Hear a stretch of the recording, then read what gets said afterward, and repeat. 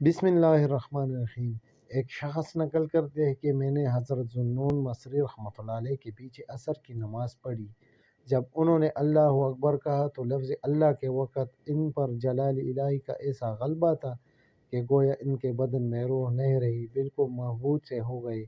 और जब अकबर ज़ुबान से कहा तो मेरा दिल इनकी इस तकबीर की हिब्बत से टुकड़े टुकड़े हो गया। हज़रत अवैस रहमतुल्लाह अलैह करनी मशहूर बुज़ुर्ग और अफजल तरीन ताबी है। बाज़ मरतबा रुकू करते और तमाम रात इसी हालत में गुजार देते।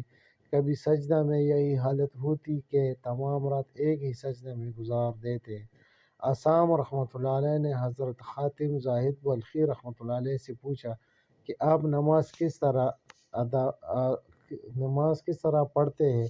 फरमाया कि जब नमाज का वक़्त आता है अव्वल नहायत इत्मीनान से अच्छी तरह वज़ू करता हूँ, फिर इस जगह पहुँचता हूँ जहाँ नमाज पढ़ना है और अव्वल नहायत इत्मीनान से खड़ा होता हूँ कि गोया काबा मेरे मुँह के सामने है और मेरा पाँव पूरी सरात पे है।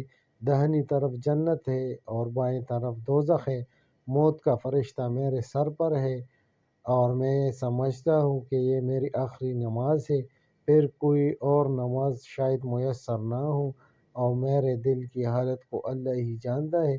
इसके बाद नहायत आजिज़ी के साथ अल्लाह अकबर कहता हूँ, फिर मानी को सोच कर कुरान पढ़ता हूँ, तवाज़ु के साथ रुकू करता हूँ, आजिज़ी के साथ सजदा करता हूँ और इत्मीनान से नमाज पूरी करता हूँ।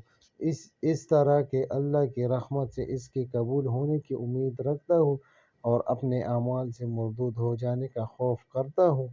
असाम रहमतुल्लाह अलैह ने पूछा कि कितनी मुद्दत से आप ऐसी नमाज पढ़ते हैं। खातिम रहमतुल्लाह अलैह ने 30 बरस से। असाम रहमतुल्लाह अलैह रोने लगे कि मुझे एक भी नमाज ऐसी नसीब नहीं हुई। सदक़ल्लाहुल अज़ीम। अल्लाह ताला हम सबको 5 वक्त नमाज अदा करने की तौफीक अता करे। आमीन रब्बुल आलमीन।